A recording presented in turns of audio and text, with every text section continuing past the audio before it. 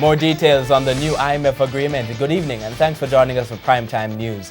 A special welcome to viewers watching on onespotmedia.com. I'm Archibald Gordon. And I'm Doreen Samuels. This evening, how many civil servants will lose their jobs under the Public Sector Transformation Program? The Prime Minister addresses that question. 2 teenagers among 4 persons charged in child pornography case in Clarendon. There's also the Financial Week, international stories and our Bite of the Week, sports commentary and weather in the Primetime package. But first, the feedback question. Would you give up your extra money from the tax break to fight crime? Share comments online, facebook.com/television Jamaica and tweet at Television Jam. Stay with us. Primetime News returns after this break.